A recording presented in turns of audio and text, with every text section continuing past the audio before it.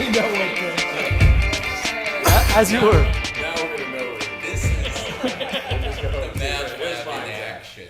I think this idea of taking thinking and strategy and brainstorming and creativity and like mushing it into actually making stuff and prototyping it and having bandsaws and stuff, you know, like Dave is taping a camera to his head, you know, I think that's an important part of this.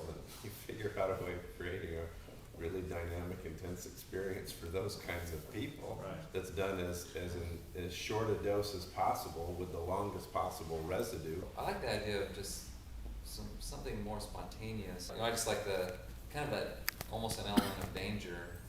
Maybe that's what's missing is somebody who specializes in that kind of conceptual moment. The way these concepts emerge most powerfully and get owned and executed is when the people who actually have to live with them create them. A little bit ago you used the word orthogonal, and I'm not sure what that word means. So I would never make it to that. With birds or I like associating with people that I'm going to learn from. Yeah.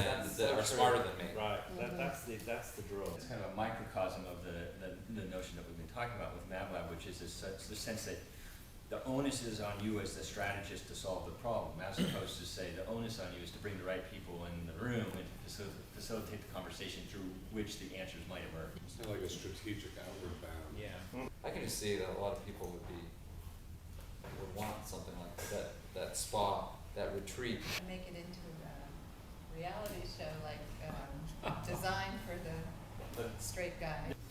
What's not fun, even when you learn, is walking away knowing nothing's going to happen.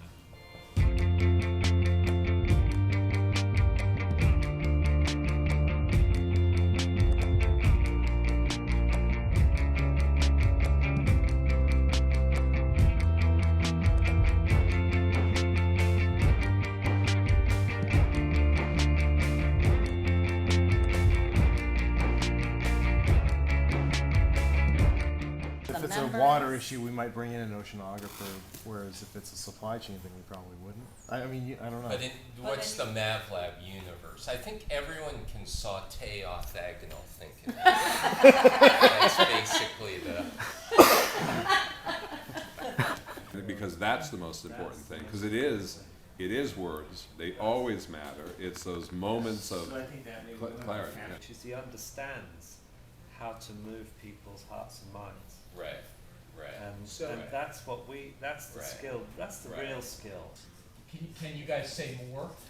What if it were a jury process? Like if you go out there and say, this is how we work and these are the kind of things we want to solve. If you have something that you think is of this nature that you'd like to access this team for, bring it to us, and like the Supreme Court on the first week of October, we'll tell you what the year's agenda is. Well, maybe this is the most compelling investment you could make on behalf of a charity, because it'll elevate them, it'll propel them, it'll crystallize their idea, and that it's actually the critical element. Is we do actually understand the power of design and communications to make change. Right. We understand that. Right.